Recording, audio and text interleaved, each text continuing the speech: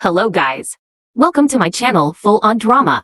Today I have brought you all 5 Am I the Asshole Reddit stories. Story 1. Am I the asshole for calling my husband selfish for not wanting to go on vacation with us?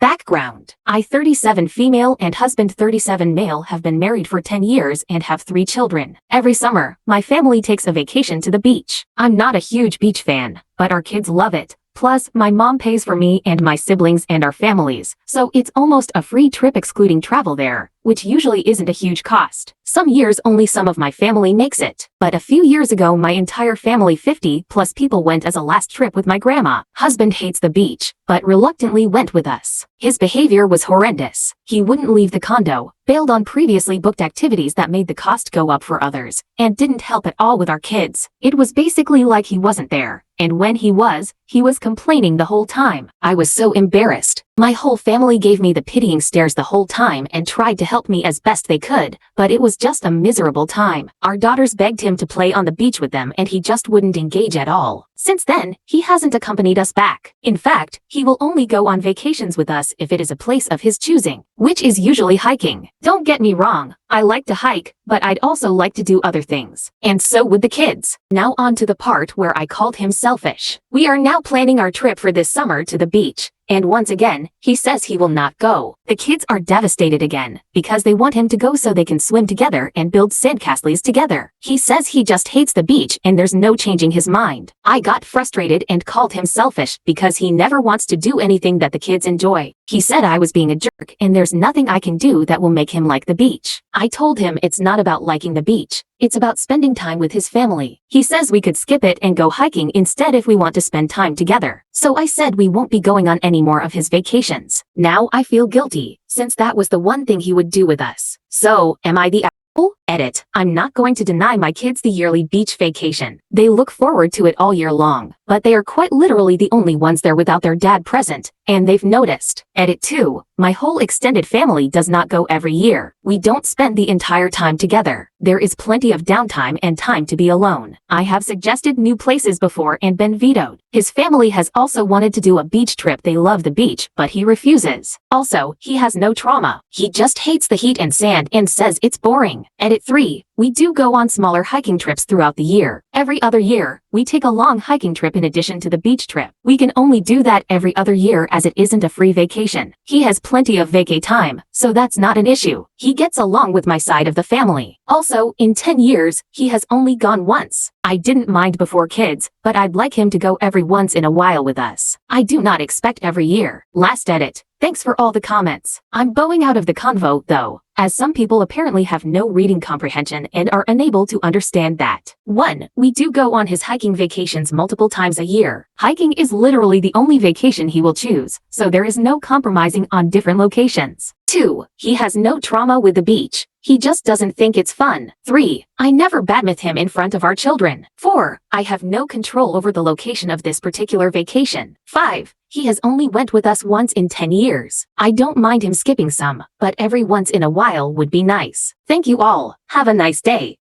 Story 2. Am I the asshole for not wanting my BF's blind sister to live with us?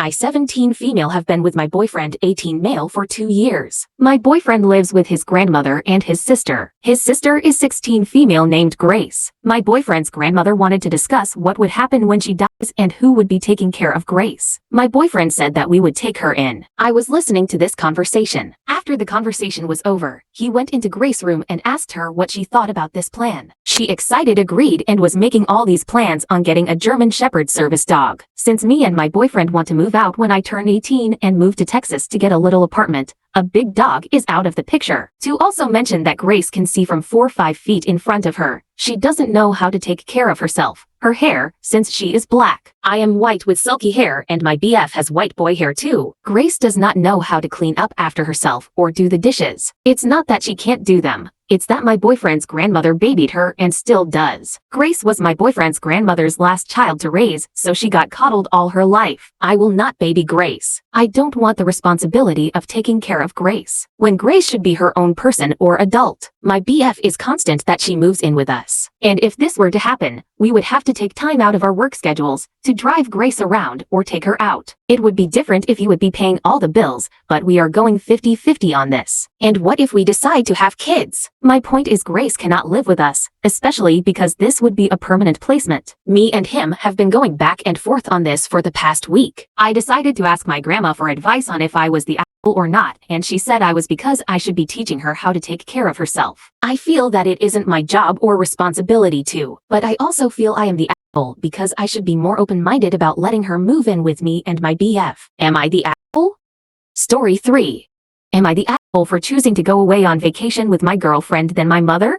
My mother's 60th is coming up. She is asking to go away on a cruise with both my sister and I in May. I moved out about 2 years ago into my house. Fast forward, I 31 male have a new GF. We started dating 2 months ago. She's absolutely everything I've been searching for and then more. It's the ideal and perfect relationship. She has to go to Colorado also in May for 2 weeks. It is unlikely I can take off for an entire month. I've been on cruises before with mom or sister, and as much as I want to celebrate her 60th, I want to be with a girlfriend and finally live my life. I've never felt such happiness before with another individual, and I want to keep chasing that. I'm being called selfish and choosing some new girl over family. She also guilt trips me with the "you know I'll be dead someday, right?" line. Am I the asshole for choosing to go on a trip with my new partner than my own mother? Editing more context about mom from a comment I replied to. She's manipulative and controlling. If she doesn't get her way, she has a temper tantrum and emotionally abuses whoever. I've unfortunately learned bad behaviors from her and started to unlearn those. When I'm with mom, I get triggered or I resort to a bad emotional state. I've reached a point where I love my mom, but I also can't stand her. It's hard to explain. I want to not upset her, but I also don't want to go on another cruise when we just went on one in July. She also wouldn't let my dad attend my white coat ceremony and played the "well, if he is there I won't go" card. And then he died from COVID 2 years after my graduation. My biggest regret in life was not inviting him and letting my mom win that battle. Story 4.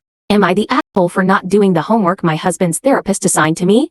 My husband and I have been together for over a decade. During this time, he's been in therapy on and off. He had a hard time finding a therapist that was right for him. A few of his therapists early on encouraged him to just medicate with no regular sessions, and one pushed religion on him. Neither of these worked. What he needed was someone to meet with him semi-regularly, not push their religious beliefs on him, and instead work with him to develop appropriate strategies or talk through issues. Whenever he told me about one of these more questionable strategies I pushing, just love Jesus, I said I thought that was inappropriate and he should find a better therapist and go without until then. There have been long stretches where he has gone without therapy because my husband isn't generally good at taking care of himself. That falls on me. I have to remind him to do things to keep him healthy or taken care of. Drink water. Eat more than once a day. There are literally times I have had to tell him he needs to brush his teeth. He also gets anxious making any decisions on his own. I have to help him pick out new clothes, write emails to work colleagues or groups of friends. He can't make plans for us, I have to make them all. Or, I should say, I have to help him make the plans so then he can say he made them. He's a good person. He loves me so much, but he is so dependent on me. It is draining. I have to spend an hour at least once a week talking him through whatever crisis he's having. Sometimes this crisis is over what new collectible to buy, a collectible for him that I do not have any interest in. I finally demanded that he look into therapists again. I told him I cannot be his therapist and he cannot depend on me this much. He needs to start taking care of himself and get a therapist that will work with him to develop these skills. And he did, which is great. However, a month into therapy, he said his therapist had homework for me. I was supposed to write out a list of all his great qualities, at least a page or two. Mind you, this is after years of me carrying all his emotional baggage, essentially mothering him, giving him credit for things I did so he could feel better about himself. And 1 year, I did in fact write out 100 things that I thought were great about him for a gift. I was so frustrated. I said no, I said therapy is his work, not mine, and I've spent too many years of our lives solving things for him. It wasn't fair to ask me to sit down and do this homework when the point of his therapy was for him to build his own skills without depending on me all the time. He was upset but accepted it, and said he understood. Well, just the other day he told me that his therapist doesn't like me, and thinks I should be thanking and showing him appreciation more. I told him I didn't care what his therapist thought, they are his therapist. This does have me thinking though, am I the asshole for not doing the homework his therapist assigned to me? Story 5. Am I the asshole for not inviting my boyfriend on a physically extensive vacation because I do not believe he is capable? I planned a physically extensive vacation horseback riding through the mountains for 10 days prior to getting into a relationship with a guy that has a bad knee and a bunch of GI issues, including being an extremely picky eater and unable to drink plain water. When I told him about the trip, he immediately asked if he could come and if there was space on the excursion. He was really excited that something like that exists. He used to ride horses when he was a kid. When I pointed out that he will be on horseback for literally 10 days, hasn't even ridden a horse in 12 plus years, will have to eat whatever food they provide, and sleep in a rough campsite on top of all these health issues, he said he would just bear it. I told him he should research the trip and maybe go ride a horse locally somewhere. He had no interest in that and instead went to Boot Barn and started buying cowboy clothing. His knee issues are significant. If something happened, he could really injure himself further, and he is on state health insurance. It's not great care. He kept talking like he really could do this trip. He cannot even walk more than a mile or two and cannot go hiking. How could he possibly ride on horseback through the mountains for 10 days? I literally turned into his medical assistant for physical work and his GI issues. His lack of concern and inability to think realistically struck me. If I go even a year without riding a horse, even just 6 months,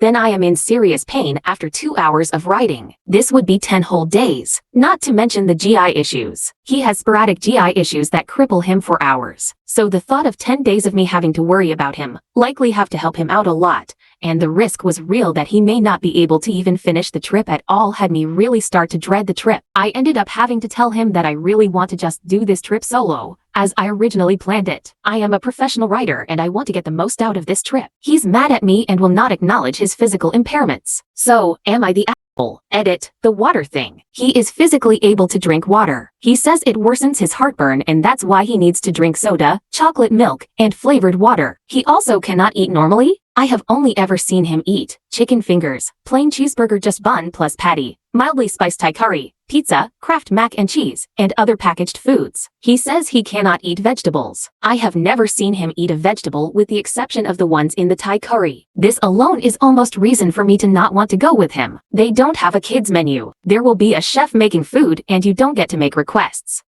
Thanks for watching. Comment down your verdict. Subscribe for more such videos each other day.